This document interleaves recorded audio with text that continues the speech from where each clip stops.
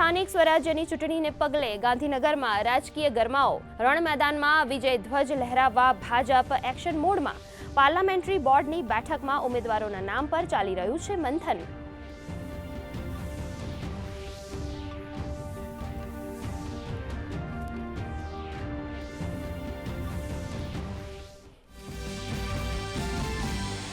ચૂંટણીના પડઘમ વચ્ચે કોંગ્રેસના કાર્યાલયોમાં પણ ધમધમાટ. કોંગ્રેસે વડોદરા, પોરબંદર, જામનગર અને નડિયાદ માટે જાહેર કર્યો ચૂંટણી ઢંઢેરો.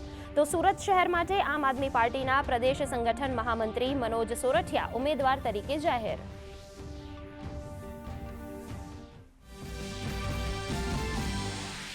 કોંગ્રેસ રાષ્ટ્રીય પ્રમુખના વિવાદાસ્પદ નિવેદન પર ભાજપનો આક્રમક અંદાજ. ગૃહમંત્રી અમિત શાહે કહ્યું, કોંગ્રેસે સમગ્ર રાષ્ટ્રનું કર્યું અપમાન. સાંસદ રવિશંકર પ્રસાદનો વળતો પ્રહાર. ગુજરાતની ધરતીએ દેશને આપ્યા મહાન સપૂતો. તો આપ નેતા ઈશુદાન ગઢવીએ ટિપ્પણી પર વ્યક્ત કરી નારાજગી. અસમ, કેરળમ અને પુડુચેરીમાં પ્રચારના અંતિમ દિવસે તમામ દળોએ લગાવ્યું એડી ચોટીનું જોર.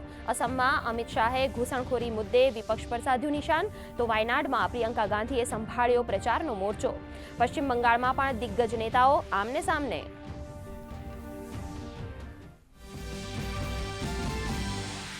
પ્રવાસી મજૂરો માટે રાહતના સમાચાર. કેન્દ્ર સરકારે રાજ્ય સરકારોને 5 કિલોગ્રામ એલપીજી સિલિન્ડરોનો વિતરણ પુરવઠો બમણો કરવાના આપ્યા આદેશ.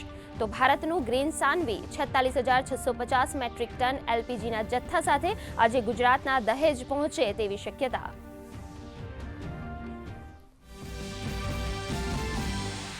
સપ્તાહના બીજા કારોબારમાં ભારતીય શેરબજાર નીચલા સ્તરેથી રિકવરી થઈ સામાન્ય વધારા સાથે બંધ.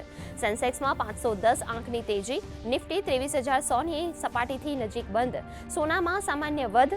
તો ડોલર સામે રૂપિયો 5 પૈસા મજબૂત.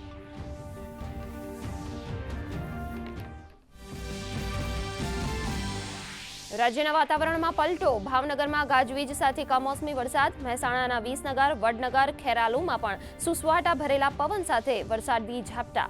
તો અમદાવાદમાં પણ તેજ પવન સાથે ધૂળની ડમરીનું સામ્રાજ્ય. આજે કચ્છ, બનાસકાંઠા, પાટણ, જામનગરમાં વરસાદની આગાહી.